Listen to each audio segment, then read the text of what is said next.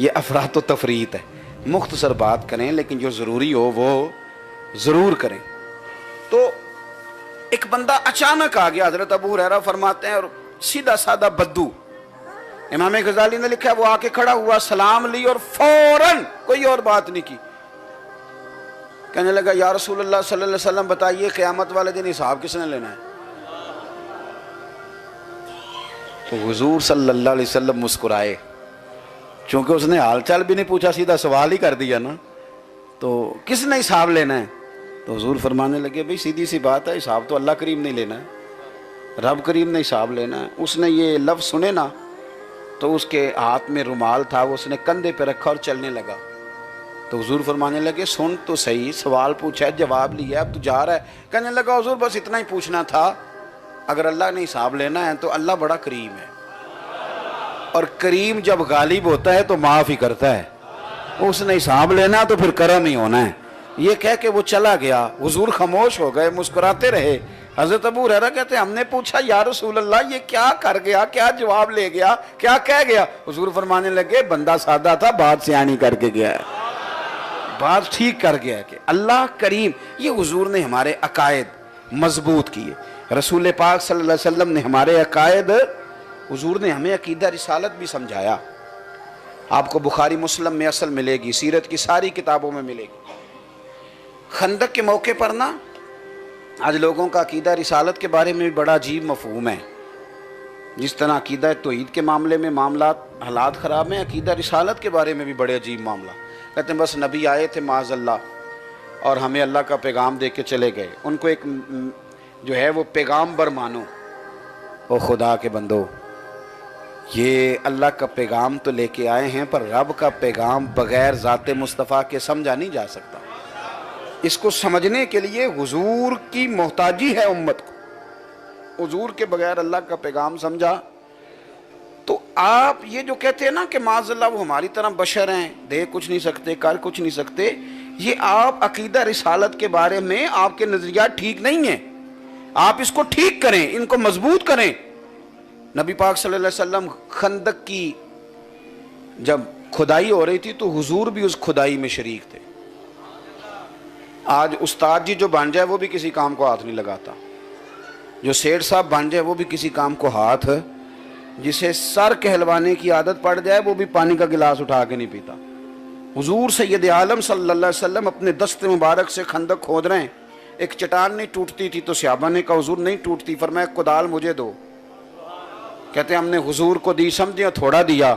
कहते हैं हुजूर ने एक हथौड़ा मारा, जब हथौड़ा लगता है ना पत्थर को तो थोड़ी सी ना चमक निकलती। कहते हैं हुजूर ने हथौड़ा मारा तो फरमाया लो भाई हथौड़ा यहाँ मारा है, और फरमाने लगे लो भी अल्लाह ने मुल्क के शाम की चाबियाँ मुझे अता कर दी, लो कुंजियाँ मिल गई, अब शाम भी हमारा है, ये फतह हो जाए।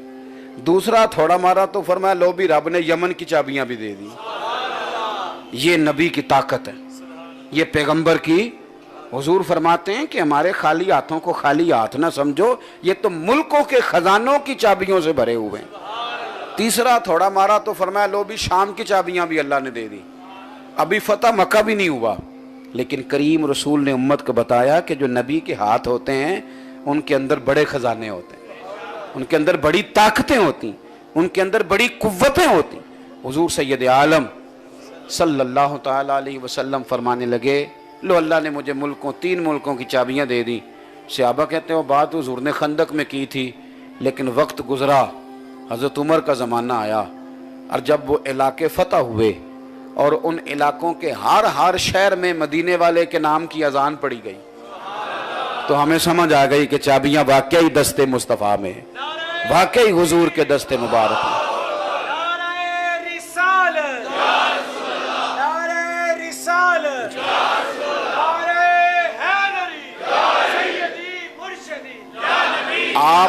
आपने अपना अकीदा तौहीद भी मजबूत रखना है, अकीदा रिसालत भी।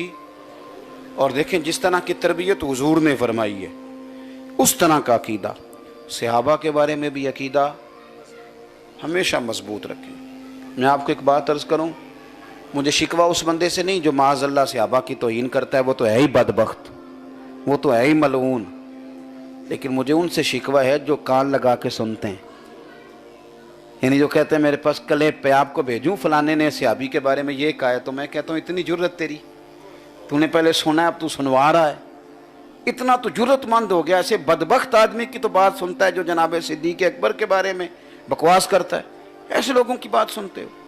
जो हजरत उमर के बारे में गलत जुबान इस्तेमाल करें, जो सैयदा आयशा सिद्दीका के बारे में गलत जुबान, ऐसे लोगों की हम बात सुनेंगे, इस तरह के लोगों की बात सुनेंगे। तो पता है सैयदा आयशा कौन है? कि जिनकी गोद में सर रखते थे मदीने वाले, सर रखते थे, और करीम रसूल फरमाते थे बाकी अपनी अज़वाज से कि तुम मुझे छुट्टी दे दो, मैं आयशा के घर वक्त गुजारना चाहता हूँ। अब बात को समझे, इतनी बड़ी हस्ती और ये लोगों का रवैया। और आप सुन रहे हैं, अपना अकीदा ठीक करें, ठीक करें। हम तो बचपन में छोटे होते थे ना, तो हमारे अब्बा जी साथ वालों से नाराज हो जाते थे, सगे चचा से भी, छोटे बचपन में। तो हमारे देहाती बच्चों की ये तरबियत होती थी कि कोई आके कहता था ना अंदर से किसी को बुला दे, तो हम कहते थे ऐसे ना लड़े हैं। हालांकि अपनी जाति कोई नाराजगी, यानी वालद के दुश्मन के घर नहीं जाते थे, और तू जनाबे सिद्दीक अकबर के दुश्मन की बात सुन लेता है, हजरत फारूक आजम के दुश्मन की बात सुनता है, उस्मान गनी, उस्मान गनी। पता ये कौन बंदा है?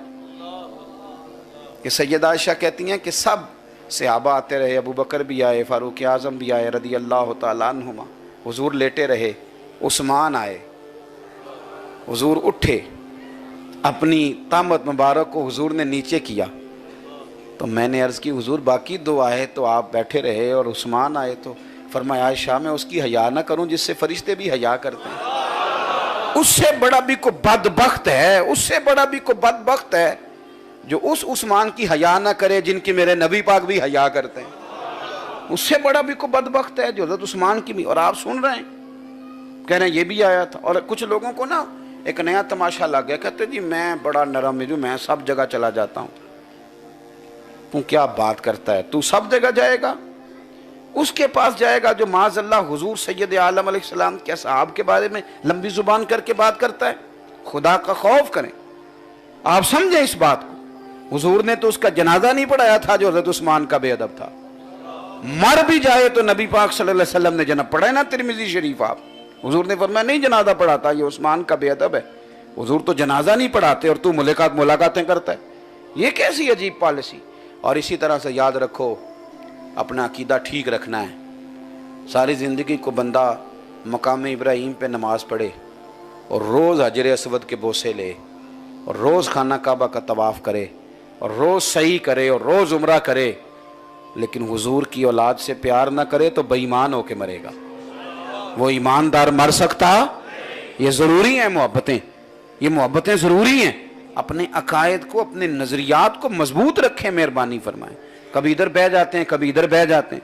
कोई ऐसा काम ना करें। और किसी बंदे के ऐसे, अब तो हमारे यहाँ चूंकि तकरीरें चमकाने का रिवाज है, लोगों ने अपनी अपनी तकरीरें चमकाने, मैं आज बताऊंगा सहाबा की शान क्या। और मैं कहता हूँ तू बैठ जा यार, तू उनकी शान बताएगा जिनकी शान खुद कुरान पाक ने बयान फरमाई है। मैं आज बताऊंगा अहले बैत की शान क्या है, तू उनकी शानें बयान करेगा जो अगर नजर भी आए तो मदीने वाले रसूल के कंधों पे नजर आते हैं। मैं तुझसे शान सुनने की क्या जरूरत?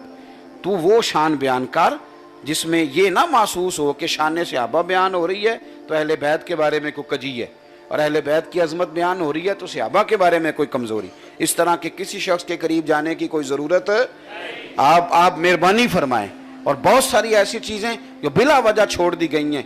एक बात और मैं बड़े दर्द से कहता हूं, आप काफिर को क्या चेहरा दिखा रहे हैं इस्लाम का कि शुरू से मुसलमान आपस में लड़ रहे हैं, ये आप दिखा रहे हैं। रोज तकरीरें करके ये बताना चाहते हैं, ये सिखाना चाहते हैं आप कि सहाबा और अहले बैत भी नाराज रहते थे जिन्होंने डायरेक्ट नबी पाक से दीन लिया है।